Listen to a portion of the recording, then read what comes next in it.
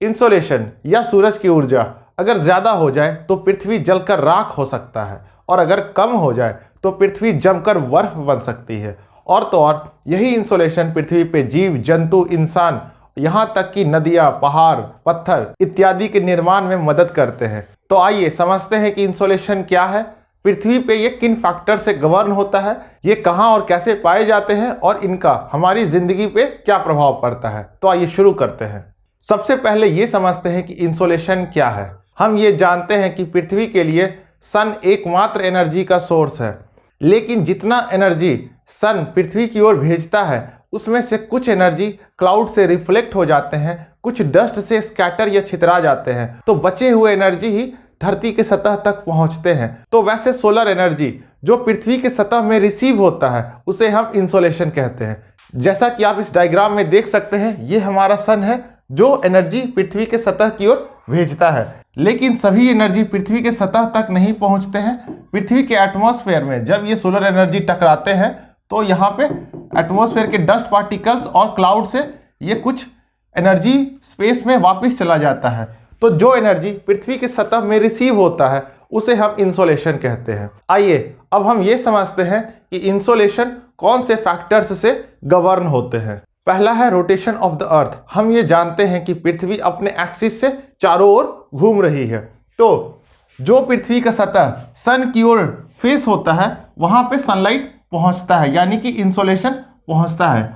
लेकिन पृथ्वी का वो छोर जहां पे सनलाइट डायरेक्टली नहीं पहुंचता है वहां पे रात होता है, और रात होने के कारण वहां पे इंसोलेशन नहीं पाया जाता है। इसीलिए हम ये कह सकते हैं कि इंसोलेशन दिन में पाया जाता है और रात में नहीं पाया जाता है। दूसरा फैक्टर है लेंथ ऑफ द डे। हम ये जानते हैं कि इक्वेटर पे 12 घंटे का दिन और 12 घंटे का रात होता है, लेकिन जब हम इक्वेटर से पोल्स की ओर बढ़ते हैं तो पोल्स पे 6 महीने का दिन और 6 महीने का रात होता है। ऐसा क्यों होता है? क्योंकि अर्थ 23.5 डिग्री पे टिल्ट है, तो सन का वो सरफेस जो पोल्स को डायरेक्टली एनर्जी देता है, यहाँ पे 6 महीने दिन होता है, और यहाँ पे नॉर्थ पोल पे क्योंकि ये ढका हुआ है इसीलिए यहाँ पे लाइट नहीं पहुँचता है, इसीलिए यहाँ पे 6 महीने का नाइट होता है और यहाँ पे 6 महीने का डे होता है। जब यही अर्थ रेवोल्यूशन करके यहाँ पे आती है तो यहाँ पे सन का एनर्जी डायरेक्ट यहाँ तक आता है, इसीलिए इंसोलेशन नॉर्थ पोल पे 6 महीने का डे होता है और साउथ पोल पे 6 महीने का नाइट होता है। तो हम ये कह सकते हैं कि अर्थ के रेवोल्यूशन के कारण डे और नाइट में फर्क होता है, और इसी फर्क के कारण इंसोलेशन भी हमारा घटता या बढ़ता है। तीसरा फैक्टर है ट्रांसपेरेंसी ऑफ द एटमॉस्फेयर। मैंने आपको बताया था कि जब सन के रेज पृथ्वी के सतह की ओर आते हैं तो यहाँ पे एटमॉस्फेयर में बहुत सारे डस्ट पार्टिकल्स होते हैं और एटमॉस्फेयर में क्लाउड पार्टिकल्स भी होते हैं।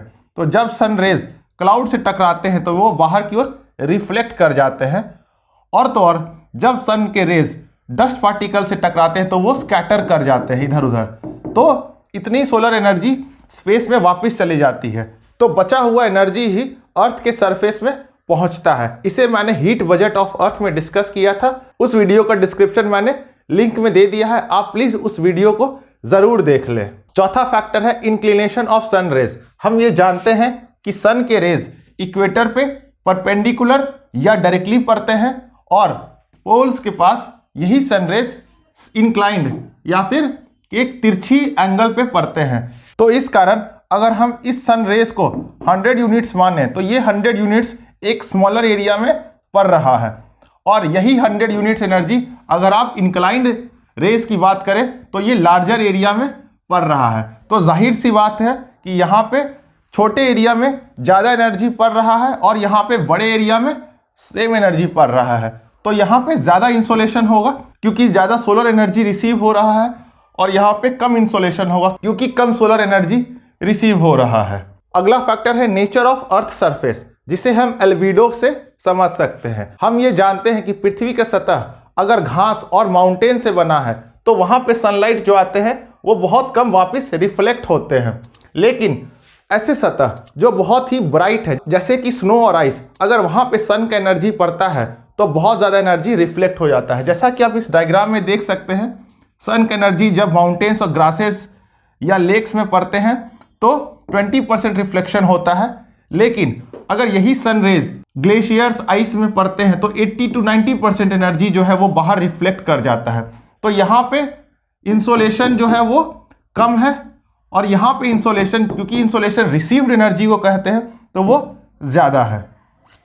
तो जैसा सरफेस है उस तरीके से इंसोलेशन होता है। अगला फैक्टर है डिस्टेंस बिटवीन अर्थ एंड सन।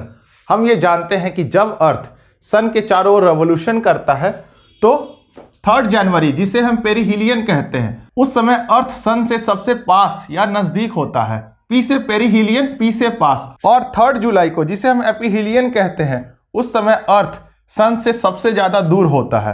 तो जब अर्थ सन से नजदीक होता है तो जाहिर सी बात है इंसोलेशन ज्यादा मिलेगा, और जब अर्थ सन से बहुत ज्यादा दूर होता है तो इंसोलेशन उसे कम रिसीव होगा।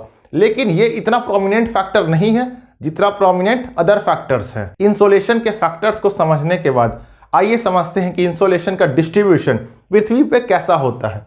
जैसा कि मैंने आपको बताया, सन इक्वेटर पे डायरेक्टली एनर्जी देती है, तो 100 यूनिट्स एनर्जी अगर कम एरिया में पड़ेगा तो फिर यहाँ पे ज़्यादा इंसोलेशन रिसीव होगा।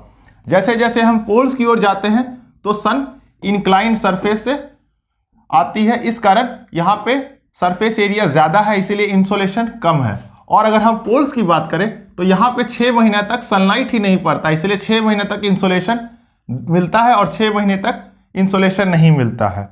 दूसरा है कि जब सन यहाँ से मूव करके ट्रॉपिक ऑफ कैंसर की ओर आ जाए तो यहाँ पे हमें समर सीजन मिलेगा।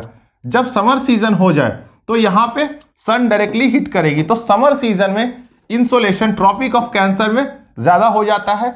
इसीलिए यहाँ पे बहुत ज़्यादा डेजर्ट्स पाए जाते हैं, जैसे कि Arabian desert, Iranian desert, Thar desert of India इत्यादि।